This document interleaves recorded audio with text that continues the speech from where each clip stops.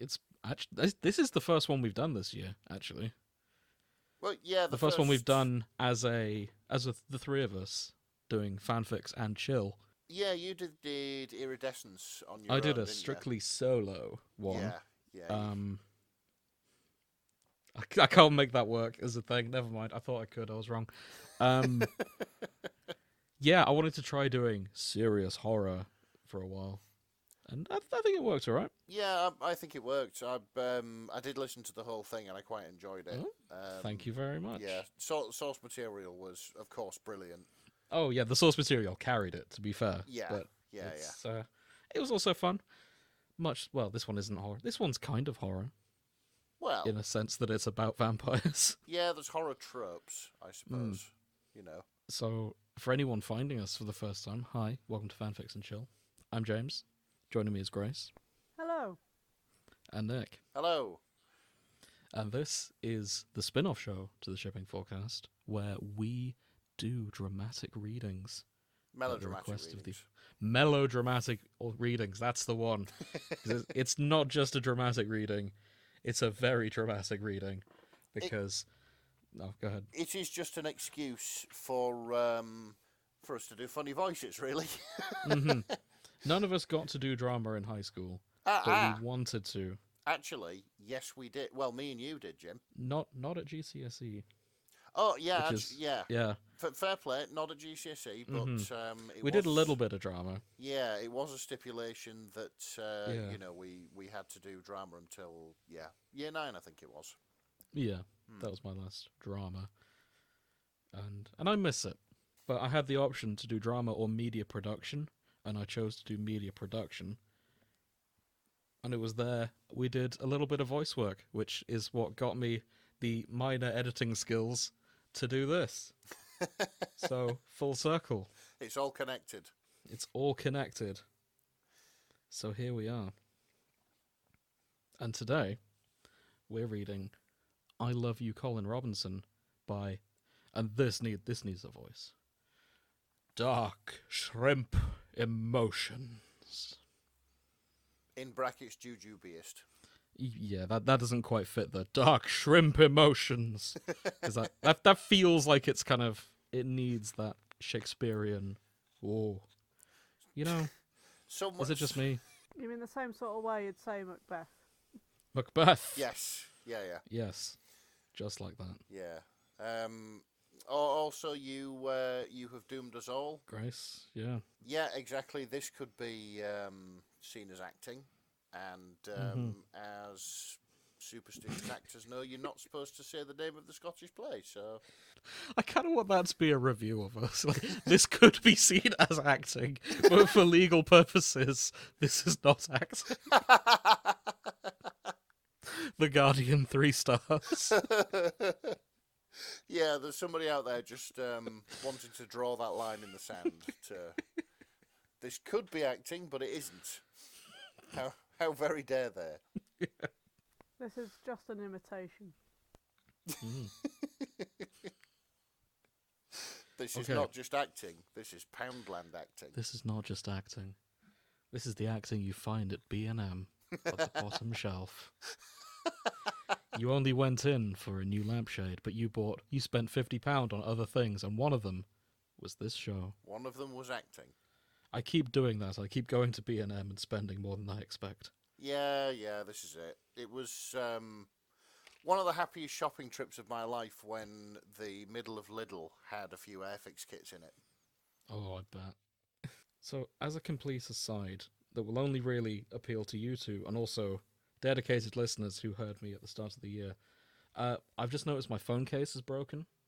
Okay. And I have one other phone case. It's the one Grace got me. Are you using that? It's not the one I've been using. I've been using a different case, but I've just noticed the plastic has started to break, and that's not going to hold. So I'm taking that one off, and I'm going to have to get the one with Muscle Garfield. And use that instead, at least for the time being. Oh. You do realise you can take it out of the folder? Yeah, but it's a gift. I wouldn't want to... Don't do it. You didn't want to use it in the first place. It is a bit thick for the phone, but... what Muscle Garfield is? Oh, he's, well, him too. He's swole. For more talk about Swole Muscle control. Garfield, you can look at a past episode. I can't remember which one. Anyway. Oh boy. So this is I Love You, Colin Robinson. We talked about it briefly on the main show. This is the story of Guillermo's master plan to seduce Nandor by making him jealous. Standard. I've read the first 4 chapters, I want to say. At the time of recording, we're on chapter 5 has been released. It's yet to be finished. We're going to keep going until it is finished. Okay. And possibly take a break and come back to it if we need more time. Who knows? Nick, he's mentioned you wanted to narrate. Yeah, I can narrate as per usual. I don't really have the imagination for silly voices, so here we go. Oh, I wouldn't sell yourself short like that.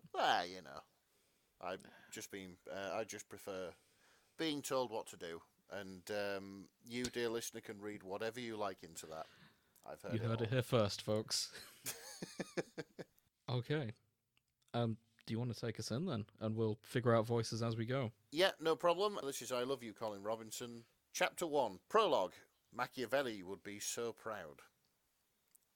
It took him a while. Far too long, really. Guillermo blames his own stubbornness for not seeing what was right in front of him for over a decade. But that's fine, because now he has thought it all through, logicked it all out. Fact 1. Nandor is never, ever going to turn him. Not as long as he's a familiar, anyway. Because, and he's been hearing it all along, but he didn't want to believe it, vampires don't turn their familiars. Ever. That's just a lie they tell, because how else are they going to get some poor schmuck to stick around for years, providing them with free labour? How else could they treat familiars the way they do without risking being staked in their sleep? Well, that last part might be unlikely regardless in most cases. Guillermo's well aware he has little in common with the other familiars he's met. Even at his lowest point, he doesn't think he's ever been that beaten down. He used to think that was because Nandor was special, different, an exception. He treated Guillermo better than any other vampires treated their familiars, so he would eventually do for Guillermo what no vampire does for their familiar. Guillermo doesn't think that anymore. Nandor isn't an exception. Fact 2. He, Guillermo, is the one who's different. He's stronger than other familiars. He has power that they don't. And unlike them, he's going to get what he wants, even if he has to play dirty to do it. His first step is to stop being Nandor's familiar. He's already halfway there. Halfway there. Halfway there. Whoa! Channeling my inner Matt Berry, adding more vowels. Halfway there. Halfway there. I was going so well. His first step is to stop being Nandor's familiar. He's already halfway there, what with the bodyguard role he stepped into over the last few months. Nandor and the others treat him differently since the theatre incident, almost with respect. But it's not enough, and he can't quite forget that they were willing to hypnotise him and risk turning his brain to mush rather than trust him. That Nandor was willing. So no matter how much the others have softened towards him, he can't get complacent. Not if he wants Nandor to ever truly take him seriously and treat him as an equal. And anyway, he's tired of waiting around, begging Nandor to acknowledge him. He wants Nandor to want to turn him, and he's seen who vampires choose to turn. The ones they offer that gift to without the recipient having to ask or grovel or wait. The ones who make vampires impulsive and careless about who they give their blood to. Fact 3. There's one foolproof way to get a vampire to offer to turn you. Guillermo just has to make Nandor fall in love with him. A tall order? Maybe, but he has a plan. See, he knows Nandor pretty well by now. Knows what makes him tick. He's seen exactly the kind of person Nandor will fall all over himself wooing. First with Meg, then most recently with Gale. He's not planning to wait around for a third person to prove it's a pattern. He doesn't need to. It fits, in a weird way, with everything else he knows about his master. Fact 4. Nandor is drawn to people he can't have. So Guillermo is going to make himself the one person Nandor absolutely cannot have.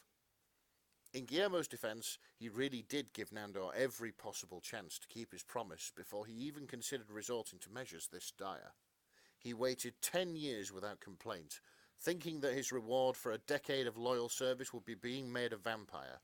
When that didn't happen, he still stuck around, reveling in the additional attention Nandor paid him and resolving to be patient. When Nandor treated him poorly, he swallowed his wounded pride and his frustration and held on, thinking it would all be worth it in the end when Nandor finally kept his promise. But almost 2 more years have gone by now, and Guillermo is no closer to his goal than he was when Nandor gave him that fucking glitter portrait, in brackets that he still has tucked away behind his desk where nobody can see, close bracket. Oh. He's spent time around other familiars since then, enough to know what's in store for him if he doesn't do something soon. Most familiars die young. It's probably only by virtue of his Van Helsing DNA that he's still alive. A lot of familiars end up with brain scramblies, another thing he likely has to thank his ancestry for saving him from. The really sad cases are the ones who don't die young, because they die old and utterly exhausted, their lives spent in drudgery with nothing to show for it at the end. Their masters kill them or get them killed when they're no longer able to haul corpses and lure... I hate saying the word lure. Lure. Hang on. Their masters kill them or get them killed when they're no longer able to haul corpses and lure new victims. He's met 6 sad, hollow husks of people who once had dreams of becoming vampires. He's seen the new faces replacing old ones at familiar mixers, and they just don't talk about where the old faces went. He has yet to meet a single vampire who used to be another vampire's familiar. So desperate times call for desperate measures. It's time for a makeover, and paradigm shift in the house, and a boyfriend carefully selected to drive Nandor out of his mind with jealousy. Guillermo's first choice, of course, was Laszlo. He and Nandor already have a rivalry that dates back to before Guillermo was born. He had no doubt that seeing Guillermo fawning over Laszlo would drive Nandor up the wall. There are only 2 problems with that option. First, Nandor would never buy Guillermo as seriously attached or unavailable if he's dating Laszlo. All of Laszlo's relationships are open, and the one rule in that arrangement seems to be that it's never serious. I just want to mention the next paragraph. I think Gizmo should be said by our actor playing Laszlo. I was just thinking, how do I say Gizmo in like a way they're clearly in bed? I'll see what I can do. I just think leave it at Gizmo or something like that. Oh, Gizmo. Yeah, right, here we go. I'll have a go. Second, he probably have to actually have sex with Laszlo at some point, and that's just no. The second he got called Gizmo in bed, that would be the end of any arousal he managed to muster. And of course, if Laszlo found out what he was doing, he'd immediately tell Nadja, and Guillermo would never live that down. So Laszlo's off the table, Nadja too, for more reasons than just the fact that he's so very gay. And he can't go too far outside the house's circle for a date. The sheer level of inconvenience that would entail makes him tired just thinking about it. And let's face it, even if he could get someone willing to follow him home to this place that looks 9 kinds of haunted and smells faintly of rotting corpses at the best of times, such an individual is unlikely to inspire jealousy in Nandor. Pity, maybe. It would work on me. Pity isn't going to get... You up? Pity, it would work on me. I'd show up to a haunted house like that. Well, maybe you should have dated Guillermo. Well, Yeah. Guillermo, if you're listening, you can write in at thefanshippingforecast@gmail.com. What a time to plug in, you fucking... Oh. Carry on, Nick. Pity isn't going to get Nandor to fall madly in jealous, possessive, impulsive love with him, though. No, he needs 4 things for this boyfriend idea to work. Proximity, familiarity, someone willing to go along with the charade, and that special little frustration factor. Someone who can make Nandor feel both threatened and incredulous without dipping over into outright mockery. Someone that'll make him go, please, our Nandor actor. Grace. Oh shit, it's me.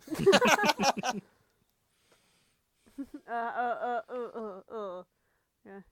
Really, Guillermo? This guy? With an unspoken Not me. tacked on at the end. Actually, Guillermo had the perfect person in mind. If this goes according to plan, Nandor will be begging for a glance from Guillermo by the time he's done. Now he just has to convince his potential boyfriend that this is a mutually beneficial arrangement. Dun dun dun. And I wonder who it could be. Oh wait, I just checked the title. I know who it's going to be. For further details, check the title. Check the title of the episode and this fic. Spoiler alert, by the way, for this fic. I should mention they've got art since we last spoke about them. Oh, really? Do they? Yeah, the I Love You Colin Robinson, that's with the moon at the top. That wasn't there last time. I Oh, don't think. shit. Yeah, I was just looking at that and marvelling at how good it looks. I quite liked it. Absolutely better It than is the nice. thumbnail we did for them. So, nice. Oh, 100%. Are we doing another? I think so, if you guys are up for it. Yeah, I mean, yeah, we've only done 20 minutes, haven't we? So, okay. Chapter 2. Chapter 2. I would very much like to wake up now. That's the title of the chapter. That's not just an observation. So, I know the feeling. This can't be real. Wake me up. Wake me up. This can't be it. Okay. Am I playing Guillermo? who's playing Colin Robinson? I was going to play Colin. Okay. So, Nick, do you want Guillermo? I don't really know how to do Guillermo. Okay. I can try doing both. It might be a struggle. Though, actually, there's not much dialogue. It should be doable. Let's have a go. And Okay. if it's too much of me, I can hand it over next time. Yep, fair enough. Colin Robinson? Guillermo knocks lightly on the frame of Colin Robinson's basement bedroom door. The man is sitting upright on his bed with his feet on the floor, unnervingly straight-backed and still. He turns just his head to look at Guillermo like something out of a horror movie. Guillermo suppresses a shudder and reminds himself this will all be worth it in the end. G-Man. Colin Robinson grins. Picking up some really weird vibes coming from you right now. To what do I owe this deliciously awkward visit? I think that's different enough, but we'll see. Okay, thank you. Guillermo blinks and fights the lethargy already stealing over him. He makes himself take a step inside the room. What if I told you I have an idea that will give you tons of juicy tension to feed on in the house? More than you could ever generate on your own. He feels himself slipping into sales pitch mode. He's thought all of this out. Worst case scenario, he knows Colin Robinson will keep this conversation a secret just for the purpose of fucking with him by threatening to reveal it over and over. Colin Robinson sits up, somehow even straighter. His eyes flash blue for a split second. I'd say you've got my attention. Please, continue. He grins in a way that makes Guillermo's skin crawl. He chooses to ignore that, pulling together a grin of his own, really trying to sell it. I need to make Nandor jealous. He says. Colin Robinson's eyebrows go up at that, but he doesn't say anything. I mean, really, really jealous. And I figure, what better way to do that than to start spending quality time with someone in the house other than Nandor? You know how he is. Colin Robinson nodded.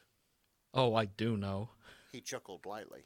You know, jealousy is a really intriguing phenomenon, psychologically speaking. Not to be confused with envy, which is more wanting what other people have. Jealousy is more about insecurity over one's hold on what one already possesses. It has been observed in humans as young as 5 months old and is considered by some to be a universal part of human...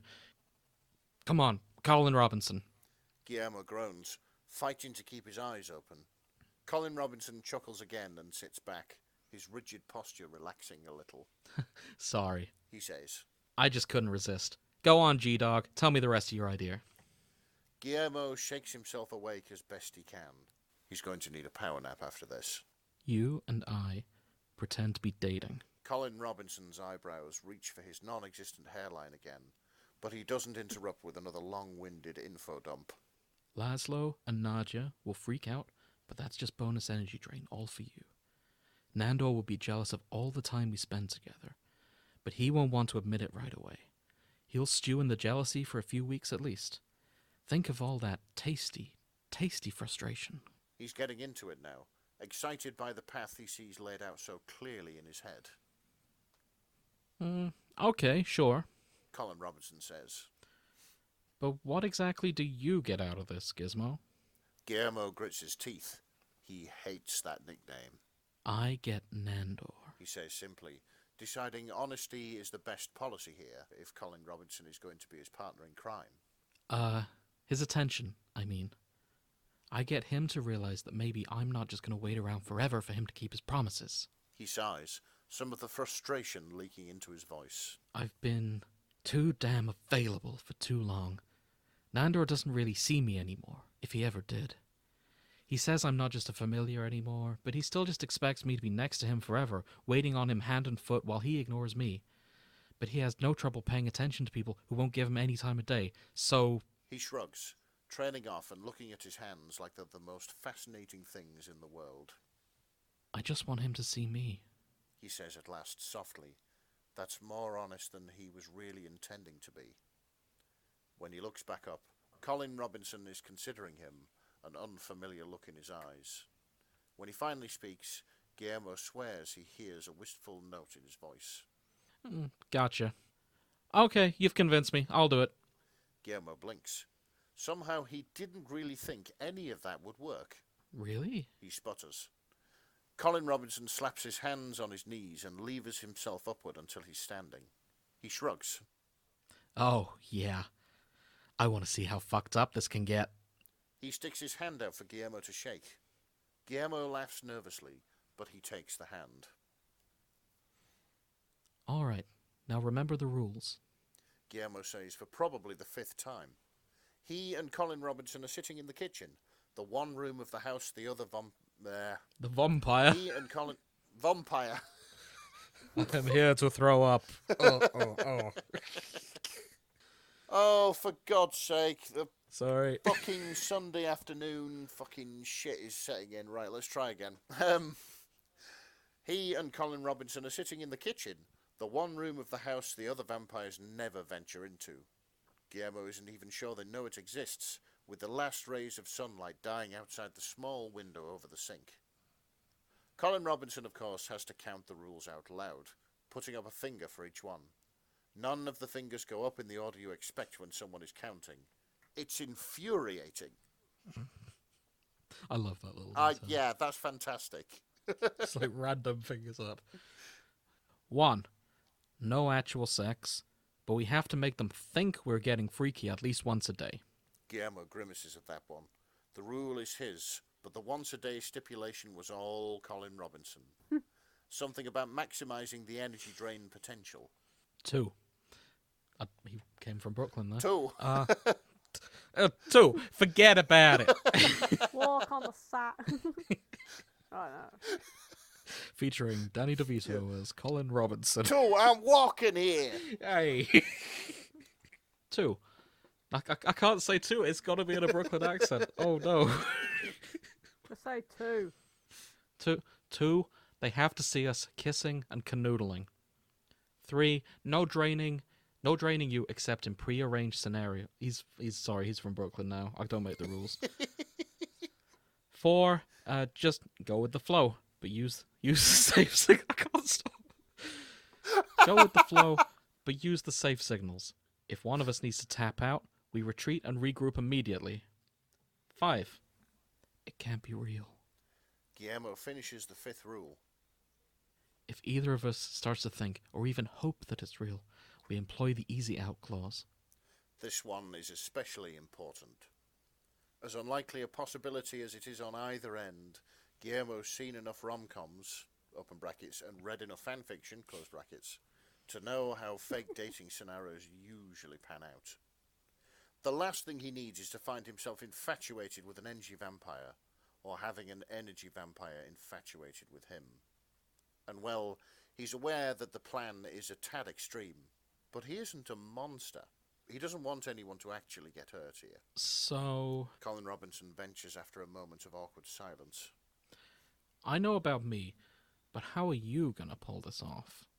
No offense, Gizmo, but you're kind of an open book when it comes to this stuff. I find it hard to imagine you'll convince anyone in this room you're more interested in me than Nandor. Guillermo sighs.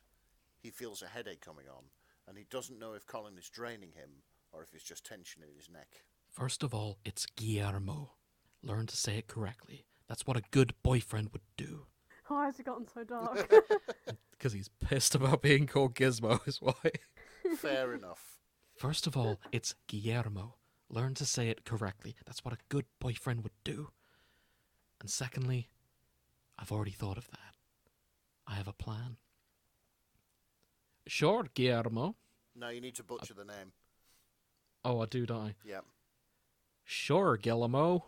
Colin Robinson says, butchering the name, of course. They'll work on it. You seem to have a plan for everything. Want to let me in on it? Easy. Guillermo says. I'm just going to say and do all the things with you that I could never let myself say or do with Nandor. When Nandor awakens from his slumber, it's to an empty room. Guillermo is not always there to greet him these days. His bodyguarding duties prevent him.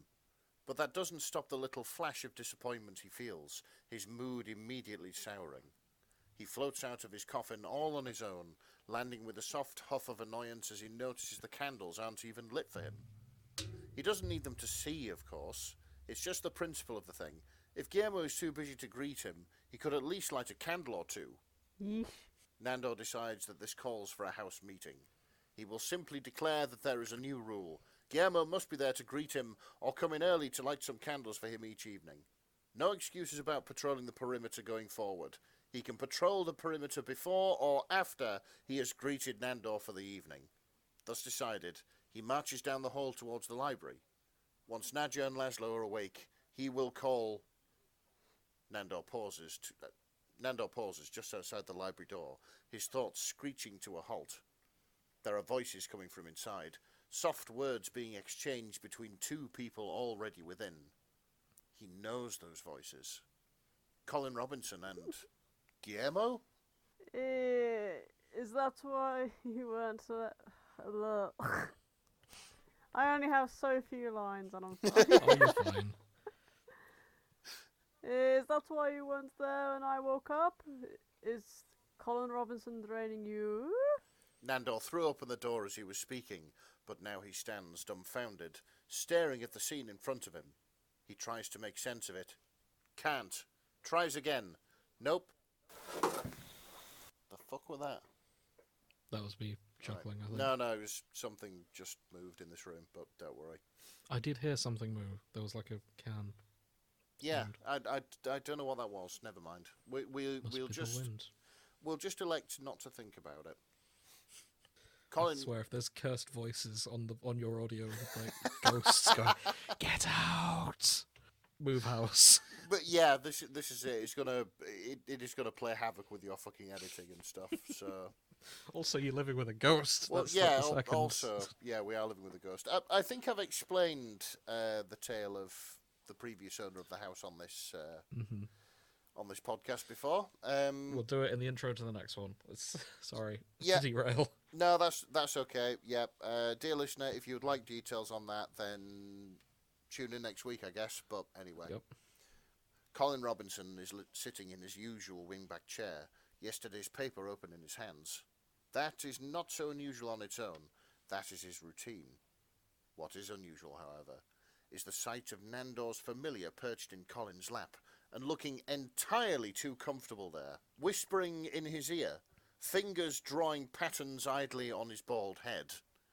He must have said something very amusing, because Colin Robinson chuckles at him.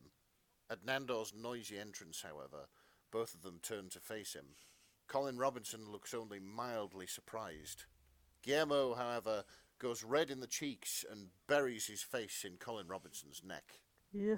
I just want to say Nandor's noisy entrance is a fantastic euphemism for what will presumably happen at the end of this fic.